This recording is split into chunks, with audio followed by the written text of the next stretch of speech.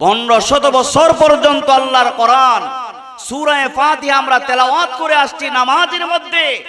আজ পর্যন্ত একজন মুসল্লি দাঁড়ায়া এই কথা বলে না, ইমাম সাহেব এই সূরাটা তো প্রতিদিন শুনি, নিয়মিত শুনি, অন্য একটা সূরা পড়েন, এই সূরাটা আর ভালো লাগে না। এই কথা কি বলে? জোরে বলেন, এই কথা কি বলে? এই কথা কেউ বলে না। সুবহানাল্লাহ। আমার ইমানদার মায়েরা, আল্লাহ সুবহানাহু ওয়া তাআলা নবীর মাধ্যমে 30 পারা কোরআন আমাদেরকে দিয়েছেন। ওই কোরআনের প্রথম সূরাটা সূরা ফাতিহা আল্লাহ পাক যেদিন থেকে নাজিল করেছিলেন, শুরু হয়েছিল তিলাওয়াত। দুনিয়া কিয়ামত হয়ে যাবে, একজন মুসলমান এই কথা বলবে না সূরা ফাতিহার তেলাওয়াত করতে ভালো লাগে না। সুবহানাল্লাহ।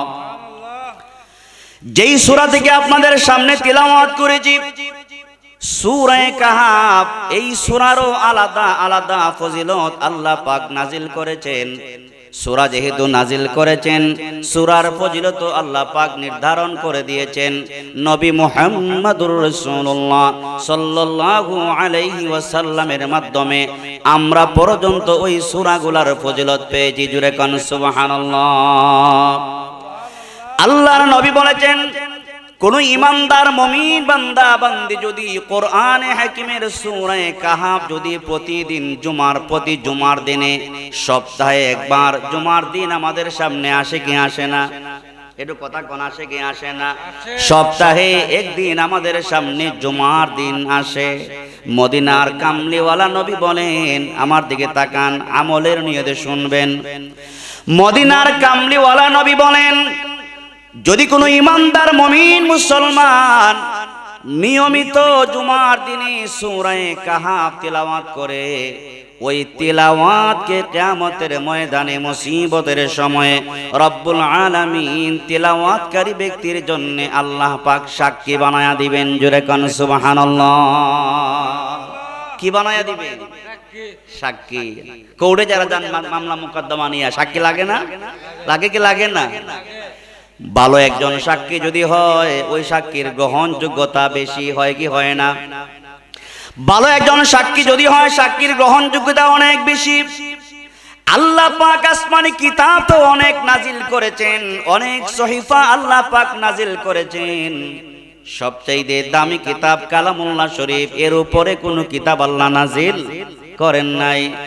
আল্লাহর নবী বলেন, জুমার দিনে তিলাওয়াত করলে ওই তিলাওয়াতকে তিলাওয়াতকারীর জন্য কিয়ামতের ময়দানে আল্লাহ পাক সাক্ষী বানায়া দিবেন। সুবহানাল্লাহ। শুধু তাই না, মদিনার কামলিওয়ালা নবী বলেন, জুমার দিনে যে ব্যক্তি সহি শুদ্ধ করে তিলাওয়াত করতে পারবে, ফুলসিরাতের একটা ব্রিজ আছে না নাই? 30,000 বছরের রাস্তা, ফুলসিরাতের একটা ব্রিজ আছে। মাথার চুলের চাইতে আরো চিকন হবে, আবার তরবারির চাইতে আরো বেশি ধারালো হবে। এটা এমন ধারালো হবে, মাথার চুলের চাইতে চিকন হবে। একমাত্র ঈমান আর আমল মজবুত না থাকলে ব্রিজ পার হওয়া সম্ভব না, ঠিক কিনা? আল্লাহর নবী বলেন, যে ব্যক্তি জুমার দিনে সূরা কাহাফ সহি শুদ্ধ করে তিলাওয়াত করতে পারবে, কিয়ামতের ময়দানে ফুলসিরাতের ব্রিজ যেদিন আপনি পাড়ি দিবেন, আপনার সেই সূরা কাহাফের তিলাওয়াতকে আল্লাহ পাক রব্বুল আলামিন আপনি আমার জন্য নূর বানায়া দিবেন, আলো বানায়া দিবেন। সুবহানাল্লাহ। কি বানায়া দিবেন? নূর বা আলো বানায়া দিবেন। আরো সহজ করে যদি বুঝাই, সিলেট মনে করেন আপনার বংশী পাশা থেকে হবিগঞ্জে যাবেন একটা গাড়ি দিয়া, অন্ধকার রাত্রি, চতুর্দিকে অন্ধকার, কিছু দেখা যায় না। যে গাড়ি দিয়ে আপনি হবিগঞ্জে যাবেন, বলুন তো দেখি, ওই গাড়ির সামনে যদি লাইট জ্বালানো না থাকে, যাওয়া কি সম্ভব? সম্ভব? লাইট যদি না থাকে যাওয়া সম্ভব হবে না। হবিগঞ্জ থেকে আপনি ঢাকায় যাবেন, হাজার হাজার গাড়ি আসা যাওয়া করে, আপনার মূল্যবান দামি গাড়িতে যদি লাইট না থাকে যাওয়া সম্ভব না। অ্যাক্সিডেন্ট করার সম্ভাবনা আছে না নাই? অ্যাক্সিডেন্ট করার সম্ভাবনা আছে। ঠিক তেমনি ভাবে রব্বুল আলামিন সূরা কাহাফের তিলাওয়াতকে তিলাওয়াতকারীর জন্য নূর বানায়া দিবেন। আলো বানায়া দিবেন। নবী বলেন যে আলো বা নূরের সাহায্যে, তিলাওয়াতের সাহায্যে আল্লাহ পাক ফুলসিরাতের বৃষ্টিকে বিদ্যুতের গতিতে পার করায়া দিবে। সুবহানাল্লাহ, সুবহানাল্লাহ।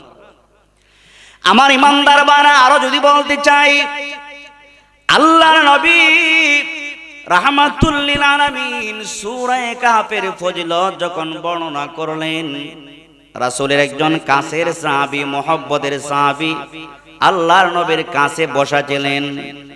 সূরা কাহফের ফজিলত যখন উনি শুনলেন, শোনার পরে উনি বাড়িতে গেলেন। আপনারা যেমন ওয়াজ শোনার পরে বাড়িতে যাবেন, ঠিক না? তো আল্লাহ নবীর সাহাবী, নবীজির পবিত্র জবান মুবারক থেকে সূরা কাহফের ফজিলতের ওয়াজ শুইনা সাহাবী বাড়িতে গেলেন। সাহাবী বলেন, আমি বাড়িতে যাইয়া সুন্দর করে ওযু করলাম। ওযু করে সন্ধ্যা বেলায় মাগরিবের পরে অথবা ইশার নামাজের পরে আল্লাহর কোরআন হাতে নিয়া সূরা কাহফ আমি তেলাওয়াত আরম্ভ করে দিলাম। সূরা কাহফের তিলাওয়াত যখন আরম্ভ করে দিলাম, সূরা কাহফের তিলাওয়াত শুরু করার আগে আমার শক্তিশালী একটা গাদা বা ঘোড়া, মনে করেন শক্তিশালী একটা গাদা বা উট বা ঘোড়া এ জাতীয় একটা প্রাণী ছিল। সাহাবী বলেন, আমার এই শক্তিশালী প্রাণীটাকে প্রতি রাত্রে একটা রশি দিয়া বেঁধে রাখি। আজকে তিলাওয়াত আরম্ভ করার আগে আমার ওই শক্তিশালী প্রাণীটাকে দুইটা রশি দিয়া বাঁধলাম, যাতে করে আমার রশিটা অন্যত্র রশি ছিঁড়ে যাইতে না পারে। দুইটা রশি দিয়া বেঁধলাম। দুইটা রশি দিয়া বেঁধে নেওয়ার পরে আল্লাহর কোরআন থেকে সূরা কাহফ যখন তিলাওয়াত শুরু করে দিলাম, আমি তাকায়া দেখলাম আমার ওই শক্তিশালী প্রাণীটা একবার মাটিতে বসে যায়, আবার লাফ দিয়া প্রাণীটা দাঁড়ায়া যায়। আমি তেলাওয়াত করতে থাকলাম আর বারবার প্রাণীটার দিকে তাকালাম। প্রাণীটা একবার মাটিতে বসে যায়, আবার লাফ দিয়ে দাঁড়ায়া যায়। শুধু তাই না, আমি ভালো করে তাকায়া দেখলাম, আমি তেলাওয়াত যখন শুরু করে দিলাম, আসমান থেকে আসমানের দিকে তাকায়া দেখলাম মেঘের চাকার মতো, মেঘের চাকা দেখছেননি? আমি তাকায়া দেখলাম মেঘের চাকার মতো, মেঘের ছায়ার মতো কি যেন আমার ঘরে ঢুকতেছে। আমার ঘরটা যেন ভরপুর হয়ে যাচ্ছে। রাত্রি বেলায় আমি ভয় পায়া আস্তে করে তেলাওয়াত বন্ধ করে দিলাম। আল্লাহ নবীর দরবারে ফজরের নামাজের সময় যাইয়া ফজরের নামাজটা পড়ে নবীজির কাছে ঘটনা বর্ণনা করলাম। আল্লাহর নবী বললেন, সাহাবী, তুমি যখন আল্লাহর কোরআন থেকে সূরা কাহফের তেলাওয়াত আরম্ভ করে দিয়েছো, তোমার গোড়াটা যে লাফালাফি করেছে এমনিতেই করে নাই। আর মেঘের চাকার মতো যা তুমি দেখতে পেয়েছো তোমার ঘরে ঢুকতে ছিল, এগুলো আসলে মেঘের ছায়া না, মেঘের চাকা না। তোমার তিলাওয়াতের বরকতে আল্লাহ পাক রব্বুল আলামিন তোমার পুরাটা ঘরকে রহমতের ফেরেশতা দিয়া ভরে দিয়েছে। তাহলে আমার ভাইরা মহব্বতে বলবেন, ওই সাহাবী সূরা কাহফের তিলাওয়াত করার কারণে সাহাবীর ঘরটা যেই আল্লাহ ফেরেশতা দিয়া ভরে দিতে পারেন। আওয়াজ করে বলেন, সেই আল্লাহ আজও আছেন না নাই? আল্লাহ আছেন, সব সময় আছেন। আপনি আমি যদি আমার ঘরে আপনার ঘরে রাত্রি বেলায় তেলাওয়াত করি, সকাল সন্ধ্যা যদি আল্লাহর কোরআন তেলাওয়াত করি, বলুন তো দেখি আমার আপনার ঘরে রহমত আর বরকত দিয়ে আল্লাহ ভরে দিতে পারে কি পারে না? পারে কি পারে না? দুঃখজনক হলো সত্য, আমরা মুসলমান দাবি করি, ঠিক আছে, প্রতিটা মুসলমানের ঘরে কোরআন আছে, আছে না নাই? আছে না নাই? প্রতিটা ইমানদার মুসলমানের ঘরে কোরআন আছে। বাবা মারা গেলে কোরআনটা নিচে নামে হাতে ওঠে, মা মারা গেলে কোরআন তেলাওয়াত হয়। যদি কেউ না মারা যায় কোরআন কিন্তু তেলাওয়াত হয় না। তবে এমনও ঘর আছে, এমনও বাবা আছে, এমনও ভাই আছে, এমনও মা আছে, ফজরে নামাজ পড়ে কোরআন তেলাওয়াত না করে কোনো কাজে যায় না, আছে না নাই? মুসলমানের ঘরে ঘরে কোরআন আছে কিন্তু তেলাওয়াত নাই। আজ আমাদের ঘরে শান্তি বেশি না অশান্তি বেশি? জুড়ে বলেন, শান্তি বেশি না অশান্তি বেশি? যত দিন যাচ্ছে অশান্তির আগুন যেন বেড়েই যাচ্ছে। এর যে কয়েকটা কারণ নির্ধারণ হবে, এর মধ্যে একটা হবে আজকে মুসলমানদের ঘরে কোরআন তেলাওয়াত নাই বললেই চলে। এই শিবপাশা গ্রামের পশ্চিম থেকে পূর্ব প্রান্ত পর্যন্ত ঘুরে বেড়ান, কয়টা মুসলমানের ঘরে ফজরের নামাজের পরে কোরআন তেলাওয়াত হয়? কয়টা মুসলমানের ঘরে মাগরিবের পরে এশার পরে কোরআন তেলাওয়াত হয়? এমন নেককারিনী মহিলা, এমন নেককার পুরুষ কয়জন আছে? কোরআন তেলাওয়াত নাই, অভাব যায় না আমাদের, কি কথা ঠিক কিনা? অভাব অনুটন যায় না আমাদের। আল্লাহর নবী তো অভাব দূর করার জন্য প্রেসক্রিপশন করে গেছেন, আল কোরআন দিয়েছেন। সুবহানাল্লাহ বলেন। যদি আমাদের মুসলমানদের ঘরে ঘরে কোরআনের তেলাওয়াত চালু হইতো, তাহলে আমাদের অভাব দূর করে দিতেন কে? মহব্বতে বলেন, দূর করে দিতেন কে? আল্লাহ পাক দূর করে দিতেন। সামান্য একটা উদাহরণ দিই আপনাদেরকে হাদিস থেকে। রাসূলের বিশিষ্ট একজন সাহাবী হযরত আব্দুল্লাহ ইবনে মাসউদ রাদিয়াল্লাহু আনহু, খুব খেয়াল করে কথাগুলো শুনেন। আব্দুল্লাহ ইবনে মাসউদ রাদিয়াল্লাহু আনহু ইন্তেকালের আগে মারাত্মক অসুস্থ হয়ে গেছেন। কথা কি বুঝেন আমার? মারাত্মক অসুস্থ হয়ে গেছেন।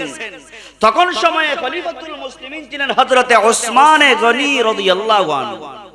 খলিফাতুল মুসলিমিন একটা এমপি, চেয়ারম্যান না, মন্ত্রী না, অর্ধেকটা জাহানের রাষ্ট্রপ্রধান হযরত ওসমান গনি রাদিয়াল্লাহু আনহু।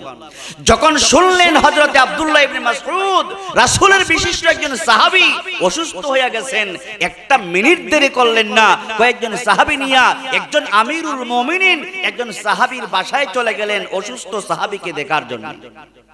সুবহানাল্লাহ কইবেন না? কারণ রাসূলের সাহাবী ভালো করে জানেন, রাসূলের জবান থেকে তারা শুনেছেন সেই কথা। আল্লাহর নবী বলেছেন, একজন মুসলমান যদি অসুস্থ হয়ে যায়, আপনার পাশের বাড়ির একজন অসুস্থ যদি হয়ে যায়, আপনার কিছু লাগুক বা না লাগুক, ওই লোককে যদি আপনি ফজরের নামাজের পরে দেখতে যান, মাগরিব আসার আগ পর্যন্ত ৭০,০০০ ফেরেশতা আপনার জন্য দোয়া করবে। কয় হাজার? আল্লাহর নবী বলেন, কোন ইমানদার যদি অসুস্থ হয়ে যায়, আপনি যদি তাকে দেখতে যান, মাগরিবের পরে যদি দেখতে যান, নবী বলেন ফজর আসার আগ পর্যন্ত ৭০,০০০ ফেরেশতা আপনার জন্য দোয়া চালায়া যাবে। সুবহানাল্লাহ। দুঃখজনক হলো সত্য, আপন ভাই অসুস্থ হইয়া ঘরে ঘোরাঘুরি করে, আপন ভাই তার ভাইটাকে দেখতে জানা, এমন হতভাগা ভাই আছে না নাই? আপন মা আপন বাবা ঘরে অসুস্থ হইয়া কাতরায়, নিজের সন্তান বাবাকে দেখতে যায় না, এমন কুসন্তান আছে না নাই? আল্লাহর নবী বলেন, অসুস্থ ব্যক্তিকে যদি আপনি দেখতে যান, আপনার জন্য আল্লাহ পাক ৭০,০০০ ফেরেশতা পাঠায়া দিবেন, দোয়া করবেন। হযরত ওসমান গনি সেই কথা ভালো করে জানে। জানে কি জানে না? হযরত ওসমান গনি তাকে দেখতে গেলেন, যায়া বলতেছেন, ওগো আল্লাহ নবীর সাহাবী, আপনি তো মারাত্মক অসুস্থ হয়ে গেছেন। আপনি যে অসুস্থ হয়েছেন, কোন কারণে অসুস্থ হয়েছেন? আমরা তো জিজ্ঞেস করি কেমনে অসুস্থ হয়েছেন। নবীর সাহাবী যখন জিজ্ঞেস করলেন কেমনে অসুস্থ হইলেন, হযরত আব্দুল্লাহ ইবনে মাসউদ তার ঈমানটা কত বড়, উনি বললেন, আমি যে পাপ করেছি, গুনাহ করেছি, আমার গুনাহের কারণে আমি অসুস্থ হয়ে গেছি। সুবহানাল্লাহ। নিজে পাপ করেছেন এই কথা বলতেছেন। দেখেন নবীর একজন সাহাবী, সুবহানাল্লাহ ওয়া বিহামদিহি, ঈমানটা কত মজবুত। অসুস্থ অবস্থায় বলতেছে আমি পাপ করেছি। আল্লাহর উপর কি তাদের আস্থা, বিশ্বাস? আমরা জীবনে এই কথা বলি যে আমি অসুস্থ হয়ে গেছি, আমি পাপের কারণে অসুস্থ হয়ে গেছি, এই কথা বলি। হযরত আব্দুল্লাহ ইবনে মাসউদ বলেন, ওগো আল্লাহ নবীর সাহাবী, অসুস্থ হয়ে গেছি, পাপের কারণে আমি অসুস্থ হয়ে গেছি। হযরত ওসমান গনি এবার আসল কথায় আসি। উনি বলতেছেন, আপনার জন্য কোন ডাক্তার আমি আনবো নাকি? হযরত আব্দুল্লাহ ইবনে মাসউদ বললেন, না না, যেই ডাক্তার আমাকে ভালো করবেন ওই ডাক্তার তো আমাকে অসুস্থ করে দিয়েছেন। সুবহানাল্লাহ। সেই ডাক্তারকে, যেই ডাক্তার আমাকে অসুস্থ করে ভালো করবেন, সেই ডাক্তার আমাকে অসুস্থ করেছেন। এবার আব্দুল্লাহ ইবনে মাসউদ কি বললেন, ওগো নবীর সাহাবী, আপনার যেহেতু পুত্র সন্তান নাই, যারা আছে শুধু মেয়ে সন্তান, পুত্র সন্তান নাই শুধু মেয়ে সন্তান আছে, এমন বাবা আছে না নাই? জোরে কোন আছে না নাই? পুত্র সন্তান হয় না, শুধু মেয়ে হয়। এই কারণে অনেকে বিবিরে তালাক দিয়া দেয়, দেয় কি দেয় না? অনেকে আবার সন্তান হয় না, এই কারণে বিবিকে তালাক দিয়া দেয়। সন্তান দেওয়া না দেওয়া বিবির দায়িত্ব না, দায়িত্বটা কার? সন্তান দেওয়া না দেওয়া কার হাতে? আল্লাহ পাক যাকে ভালো চান ছেলে দেন, যার ভালো চান তাকে মেয়ে দেন, যার ভালো চান তাকে ছেলেও দেয় না মেয়েও দেয় না, এটা আল্লাহ পাক ভালো করে জানেন। এবার আব্দুল্লাহ ইবনে মাসউদকে বলতেছেন, আপনার যেহেতু পুত্র সন্তান নাই, পারমিশন দিলে বাইতুল মাল থেকে কিছু খানা পিনার ব্যবস্থা করে দিতে পারে। আব্দুল্লাহ ইবনে মাসউদ এবার বললেন, ওগো আল্লাহর নবীর সাহাবী, আমার টেনশন নাই, আমার ইন্তেকালের পরে আমার সন্তানরা কি খাইবে আমার কোনো টেনশন নাই, কারণ তু জাহানের বাদশা মদিনার কামলিওয়ালা নবীর জবান থেকে শুনেছি আল্লাহর নবী বলেছেন, প্রতি রাত্রে যেই ঘরে সূরাতুল ওয়াকিআ ইযা ওয়াকাআতিল ওয়াকিআ, এই সূরাটা নিয়মিত যেই ঘরে প্রতি রাত্রে তেলাওয়াত করা হবে, আল্লাহ সুবহানাহু ওয়া তাআলা ওই ঘরের মধ্যে কোনো রকম অভাব অনটন রাখবেন না। সুবহানাল্লাহ, অভাব থাকতে পারে না যেই ঘরে প্রতি রাত্রে সূরাতুল ওয়াকিআ তেলাওয়াত হয়। আমি আপনাদের সকলের পায়ে ধরে বলি, মাদেরকে বলি, নামাজের পরে ঘুমাবার আগে সূরাতুল ওয়াকিআ তেলাওয়াত করেন, পুরা ঘরকে আল্লাহ পাক রহমত আর বরকত দিয়ে পূর্ণ করে দিবেন, অভাব দূর হয়ে যাবে। এবার আসুন, আল্লাহ পাক আমার তিলাওয়াতকৃত আয়াতের মধ্যে এই কথাই বলতেছেন, ইন্নাল্লাযীনা আমানু ওয়া আমিলুস সালিহাত, নিশ্চয়ই যারা ঈমানদার, আমাদের ঈমান আছে না নাই? আল্লাহ পাক বলেন, নিশ্চয়ই যারা ঈমান এনেছে, ওয়া আমিলুস সালিহাত, ঈমানের পাশাপাশি আমলে সালেহা করেছে। এই যে আপনারা বসে আছেন ঈমান আনা অবস্থায়, এই বসাটাও আমলে সালেহা নেক আমলের অন্তর্ভুক্ত, ঠিক কিনা? আল্লাহ বলেন ঈমান আনার পরে ওয়া আমিলুস সালিহাত, যারা আমলে সালেহা করে, দেখেন আল্লাহ পাক কত বড় মহান, কত দয়ালু আল্লাহ পাক আমাদেরকে বলতেছেন, যারা ঈমানদার, ঈমান যাদের আছে আর সাথে সাথে আমলে সালেহা আছে, নেক আমল যাদের আছে, আল্লাহ বলেন কানাত লাহুম জান্নাতুল ফিরদাউস। সুবহানাল্লাহ বলেন, আপনি আমাকে রব্বুল আলামিন এমন একটা জান্নাতের মেহমান আল্লাহ বানাবেন, যেই জান্নাতের নাম জান্নাতুল ফিরদাউস। সুবহানাল্লাহ জুড়ে সুরে বলেন। আমরা জানি আল্লাহ পাক জান্নাত 8টা বানিয়েছেন, ঈমানদারদের জন্য 8টা জান্নাত আল্লাহ নির্ধারণ করেছেন। জান্নাতকে আল্লাহ তাআলা স্তর বিন্যাস করে সৃষ্টি করেছেন। সর্বশ্রেষ্ঠ জান্নাত জান্নাতুল ফিরদাউসের মেহমান হবে কারা? যাদের ঈমান আছে। 2 নম্বরে ওয়া আমিলুস সালিহাত, ঈমানের পাশাপাশি যাদের আমলে সালেহা আছে। এই 2টা গুণে গুণান্বিত যারা হবে, আল্লাহ পাক ওয়াদা করেছেন তাদেরকেই, অর্থাৎ আপনি আমাকেই রব্বুল আলামিন জান্নাতুল ফিরদাউসের মেহমান বানায়া দিবেন। জান্নাতুল ফিরদাউসের মেহমান হলে আপনার ভাগ্য কেমন হবে? যেই জান্নাতুল ফিরদাউসের মেহমান হবে নবী মুহাম্মদুর রাসূলুল্লাহ সাল্লাল্লাহু আলাইহি, যেই জান্নাতুল ফিরদাউসের মেহমান হবে সমস্ত নবী রাসূলগণ, যেই জান্নাতুল ফিরদাউসের মেহমান হবে, সেই জান্নাতে যদি আমার আপনার জায়গাটা হয়ে যায়, আওয়াজ করে বলেন আমার আপনার ভাগ্যটা কত বড় ভালো। সুবহানাল্লাহ, আল্লাহর নবীর সাথে আমার সাক্ষাৎ হবে, সমস্ত নবী রাসূলদের সাথে আমার সাক্ষাৎ হবে।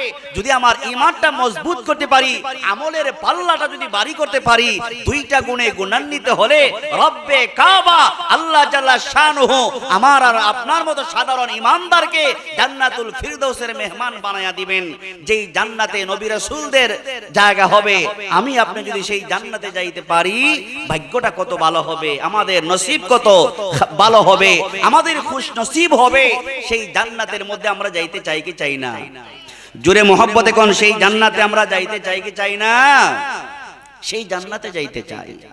সেই জান্নাতে গেলে আর কি হবে? সেই জান্নাতে যদি আমরা যাইতে পারি, স্বয়ং আল্লাহ পাক রব্বুল আলামিনের পক্ষ থেকে জান্নাতি বান্দা বান্দীদের জন্য অপরন্ত নিয়ামত আছে না নাই? জুড়ে বলেন আছে না নাই? আছে। এমন কি হাদিসের মধ্যে আসছে সর্বনিম্নের জান্নাতি। আপনারা তো ঈমান আমল অনেক মজবুত আছে মাশাআল্লাহ, আপনারা তো উপরের জান্নাতে যাবেন। আল্লাহর নবী বলেন সর্বনিম্নের যে জান্নাতি হবে, সর্বলাস্টে যারা জান্নাতে যাবে, তারপরে আর কেউ জান্নাতে যাবে না। এমন লোকদেরকেও মহান আল্লাহ পাক এই পৃথিবীটা যত বড়, এমন 10টা দুনিয়ার সমান জান্নাতের মালিক বানায়া দিবেন। সুবহানাল্লাহ। আর কি দিবেন? সর্বনিম্নের জান্নাতি ব্যক্তিদেরকে আল্লাহ পাক কমপক্ষে ৮০,০০০ খাদেম দিবেন। কয় হাজার? আমার আপনার খাদেম কয়জন আছে? আমার আপনার বাড়িতে খাদেম কয়জন আছে? চেয়ারম্যান বলেন, এমপি বলেন, ৪-৫ জন খাদেম আছে, এর উপরে আর খাদেম নাই, কারো তো কোনো খাদেমই নাই। জান্নাতে যাইতে বলে পারলে আল্লাহ পাক ৮০,০০০ খাদেম বানায়া দিবেন। সুবহানাল্লাহ। ওই ৮০,০০০ খাদেম আপনার জন্য নাস্তা নিয়ে যাবে, বিভিন্ন রকমের আইটেম নিয়ে যাবে। এটা হলো সর্বনিম্নের জান্নাতি। আপনি আমি যারা উপরে জান্নাতে যাব, আমাদের সম্মান মর্যাদা আরো বেশি হবে না কম হবে? সব জান্নাতীরা জান্নাতে যখন যাবে, জান্নাতে যাওয়ার পরে আমি আলোচনাটা শেষের দিকে নিয়ে আসছি। সব জান্নাতীরা যখন জান্নাতে যাবে, আমরা যারা আছি সব জান্নাতে যাওয়ার পরে আল্লাহ সুবহানাহু ওয়া তাআলার পক্ষ থেকে আমরা জান্নাতের মধ্যে বসবাস করতেছি। জান্নাতের নাজ ও নিয়ামত নিয়ে আমরা বসবাস করতেছি। সেখানে দুনিয়ার বিবিও আছে না নাই? জুড়ে বলেন, সেখানে দুনিয়ার বিবিও থাকবে কি থাকবে না? কেউ কেউ মনে মনে ভাবতে পারেন, হুজুর আমার বউ তো বুড়ো হয়ে গেছে। হ্যাঁ, কি বলেন দাদা? বলে আমার বউ তো বিবি তো বুড়ো হয়ে গেছে। না না, মন ঘাবড়ায়েন না দাদারা যারা আছেন, মন ঘাবড়ায়েন না। আপনারা যারা জান্নাতে যাইতে পারেন, দুনিয়ার বিবি এখন বুড়ো আছে, আপনার সাথী বানায় যখন আল্লাহ পাক আপনার দাদিকে, আপনার বিবিকে আল্লাহ পাক যখন আপনার সাথী বানায় দিবেন জান্নাতে, আপনার এই বুইরা বিবিকে আল্লাহ পাক 18 বছরের বিবি বানায়া দিবেন। বলবেন তাহলে আমার বিবি যদি 18 বছর হয়, আমি তো বুড়া, দাঁত মাত নাই। বলে আপনাকেও আল্লাহ তাআলা টকবগে তরতাজা যুবক বানায়া দিবে।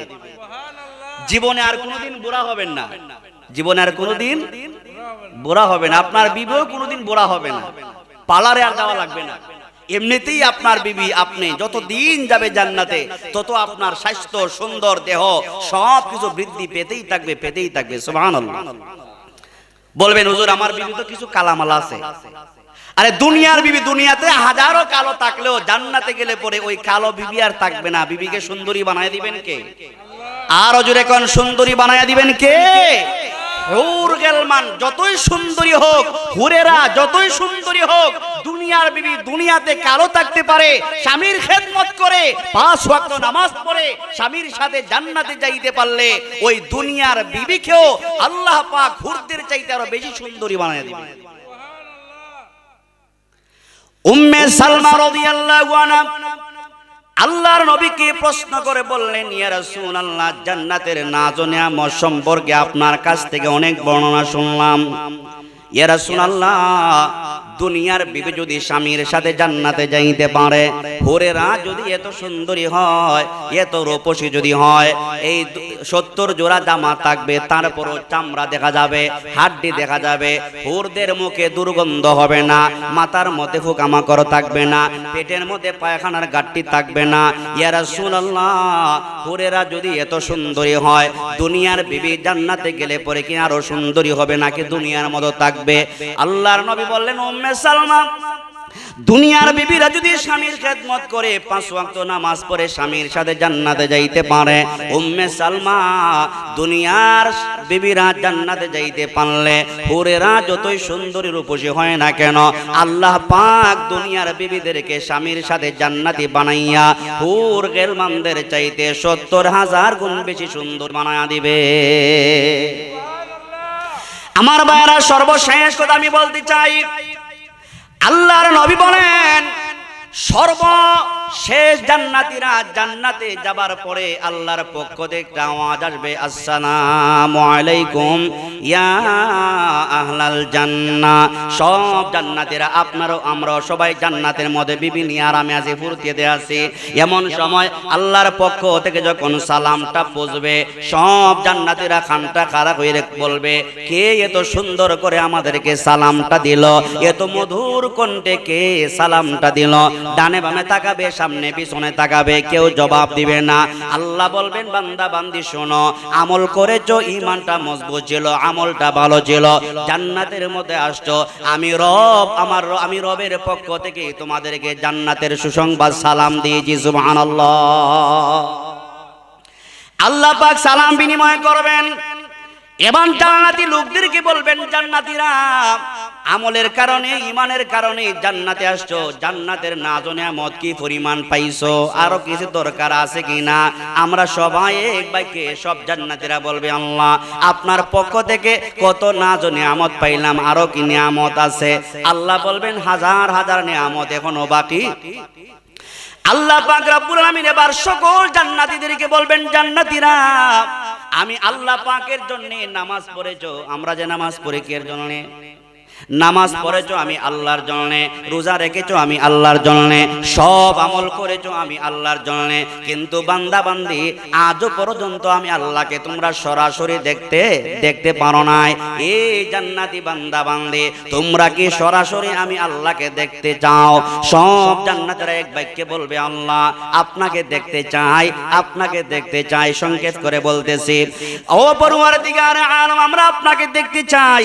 আল্লাহ পাক বলবেন, ঠিক আছে, তোমরা যদি আমি আল্লাহকে দেখতে চাও, যে যে জান্নাতের মধ্যে আসো আপাতত একটু সময়ের জন্য ওই জান্নাত থেকে বের হইয়া দারুস সালাম নামক জান্নাতের মধ্যে বিশাল বড় একটা মাঠ আছে। এটা শিববাসার মাঠের সমান না, আজমিরিগঞ্জের সমান না, লন্ডন আমেরিকার সমান না। আল্লাহর নবী বলেন, আল্লাহ কোরআনেও বলেছেন, ময়দানে মসজিদ নামক একটা মাঠ আছে। ওই মাঠের মধ্যে সব জান্নাতীদেরকে জমা কইরা আল্লাহ নিজে সাক্ষাৎ দিবেন, কোরআন তেলাওয়াত করবেন।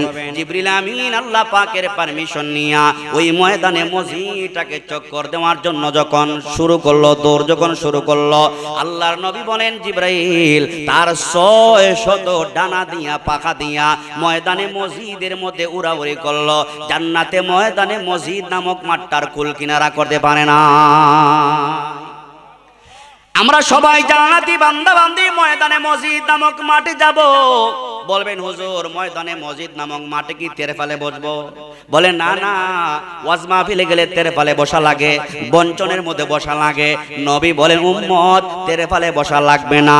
আল্লাহ পাক ফেরেশতাদেরকে বলবেন, ফেরেশতারা আমার জান্নাতি বান্দা বান্দিদের জন্য, আমার জান্নাতি বান্দা বান্দিদের জন্য এমন চেয়ারের ব্যবস্থা করে দাও যেই একটা চেয়ার আসমান জমিন বিক্রি করলেও তার মূল্য হবে না।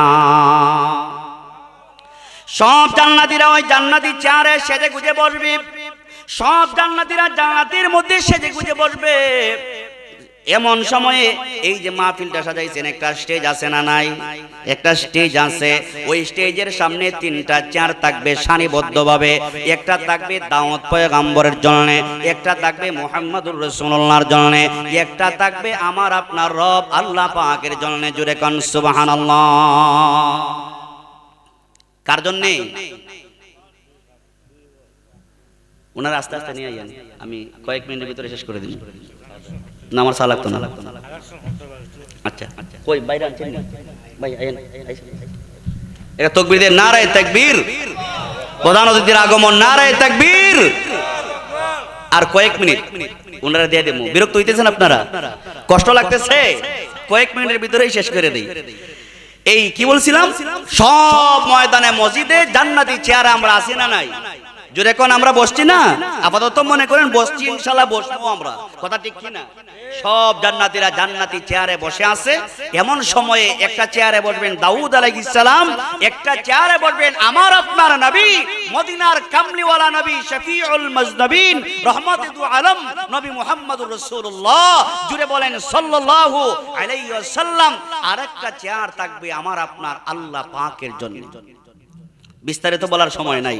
আল্লাহ পাক সব জান্নাতীদেরকে এবার বলবেন, জান্নাতীরা আমার পয়গম্বর দাউদ পয়গম্বর তোমাদেরকে তেলাওয়াত করে শোনাবে। সুবহানাল্লাহ কইবেন না? সুবহানাল্লাহ। সাধারণ আমাদের দেশের কারি সাহেবরা যখন তেলাওয়াত করে মজা লাগে কি লাগে না?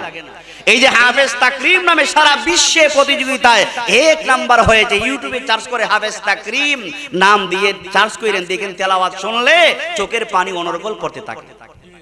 এখন যদি তাকরিমের তেলাওয়াত যদি এই সুন্দর হয়, যারা হজ্জে বাইতুল্লাহ গেছেন, বাইতুল্লাহর জিয়ারত যারা করেছেন, হারামে কাবার ইমাম আব্দুর রহমান আস-সুদাইস হাফিজাহুল্লাহু তাআলা, তার তেলাওয়াত শুনলে কেমন মজা লাগবে। আমার আপনার নবী যখন তেলাওয়াত করতেন কত মজা লাগতো।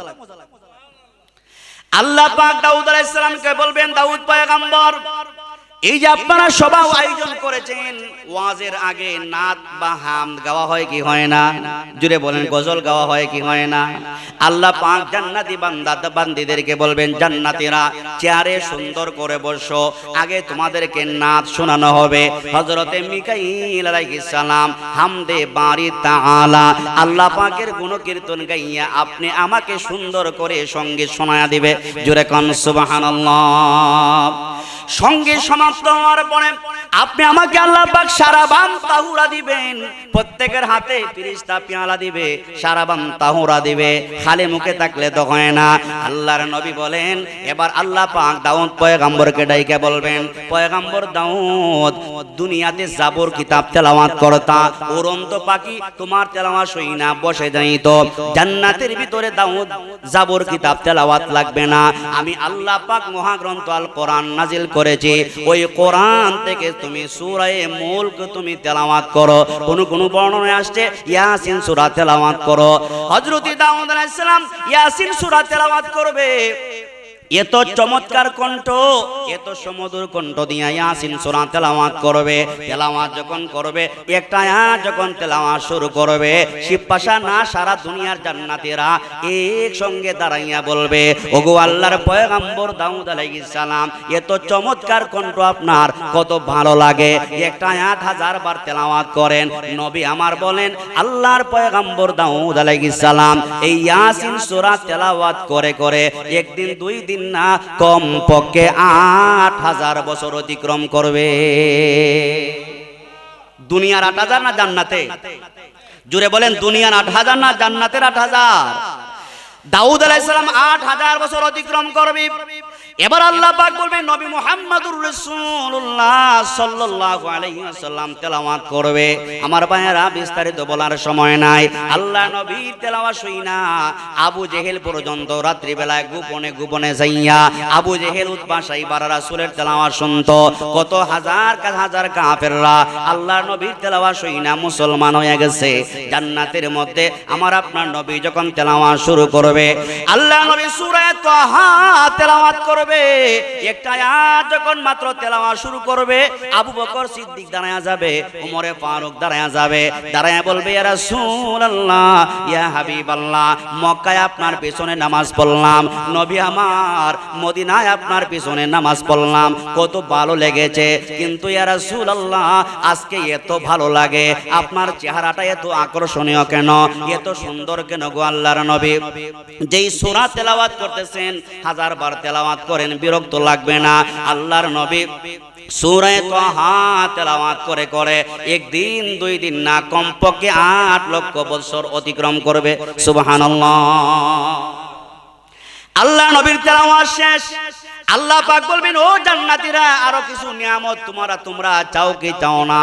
আমরা সবাই এক ভাইকে বলবো, আল্লাহ আরো কি নিয়ামত আছে? আল্লাহ বলবেন, জান্নাতি বান্দা বান্দি মাত্র শুরু হইল। দাউদ পয়গম্বরকে আমি আল্লাহ কণ্ঠ দিলাম, মুহাম্মদুর রাসূলুল্লাহকে আমি আল্লাহ কণ্ঠ দিলাম, কোরআন আমি আল্লাহ নাজিল করলাম। জান্নাতি বান্দা বান্দি ঈমান এনেছো আমি আল্লাহর জন্য, নামাজ রোজা হজ যাকাত করেছো আমি আল্লাহর জন্য, আমলের কারণে ঈমানের কারণে জান্নাত পর্যন্ত পৌঁছো। আমি আল্লাহ পাক রব্বুল আলামিন আমার কোরআন তেলাওয়াত করে তোমাদেরকে শোনায়া দেব। জোরে কান সুবহানাল্লাহ। আল্লাহ পাক সূরা রহমান তিলাওয়াত শুরু করে দিবেন। আল্লাহর কণ্ঠ কেমন মজা হবে! আমার বাপ দাদা 14 গোষ্ঠী ওয়াজ করলো, বোঝানো সম্ভব না, সম্ভব নেই। জান্নাতের ভিতরে ময়দানে মসজিদ নামক মাঠে আল্লাহ পাক রব্বুল আলামিন সূরা রহমান তেলাওয়াত করবে। 70,000 পর্দা সরাইয়া আল্লাহ পাক যখন ওপেন হয়ে যাবেন আমাদের সামনে, একদম ওপেন হয়ে যাবেন, সাক্ষাৎ করব সরাসরি। নবী বলেন, আল্লাহ পাক ওপেন হওয়ার পরে, প্রকাশ্যে আসার পরে আমরা মাত্র 2টা চক্ষু দিয়ে আল্লাহর দিকে তাকায়া থাকবো। ওই তাকানো অবস্থায় জান্নাতের ভিতরে কম পক্ষে 40 বছর অতিক্রম হয়ে যাবে। সুবহানাল্লাহ। এবার আল্লাহ সূরা রহমান তিলাওয়াত শুরু করবে। একটি আয়াত মাত্র আল্লাহ তেলাওয়াত করবে, সব জান্নাতীরা দাঁড়াইয়া লাফাইতে আরম্ভ করবে, চার রাইকা লাফালাফি আরম্ভ করবে আর বলবে আল্লাহ এত সুন্দর কণ্ঠ আপনার গো আল্লাহ, জান্নাতের এত সুন্দর নিয়ামত, আপনার চেহারা এত সুন্দর গো আল্লাহ, দুনিয়ায় থাকতে যদি ওই ওয়াজটা ভালো করে আমল করতাম, নামাজ আরো বাড়াইয়া দিতাম, তাহাজ্জুদের নামাজ আরো বাড়াইয়া দিতাম, কোরআন তেলাওয়াত আরো বাড়াইয়া দিতাম, সুদ ঘুষ খাইতাম না, মিথ্যা কথা বলতাম না, আল্লাহ আপনার সুন্দর চেহারা, আপনার তেলাওয়াত এত মজা গো আল্লাহ। এইভাবে বলতে বলতে নাচানাচি আরম্ভ করবে আর বলবে আল্লাহ তেলাওয়াত বন্ধ কইরেন না, আরো করেন আরো করেন। আল্লাহ বলবেন জান্নাতি বান্দা বান্দি এবার থামো, সূরা রহমান তেলাওয়াত কইরা কতদিন কাটাইছি তোমরা কি জানো নে? বলে না আমরা তো জানি না। আল্লাহ বলবেন একদিন দুই দিন না, দাউদ পয়গম্বর 8000 বছর, মুহাম্মাদুর রাসূলুল্লাহ 8 লক্ষ বছর, আমি আল্লাহ 8 কোটি বছর অতিক্রম করে দিয়েছি। সুবহানাল্লাহ। আল্লাহ পাকের কণ্ঠে তেলাওয়াত শুনতে আমরা চাই কি চাই না? আর জোরে কোন আমরা চাই কি চাই না? কারা কারা চাই আল্লাহকে দুই হাত উঁচু করে দেখান। নারে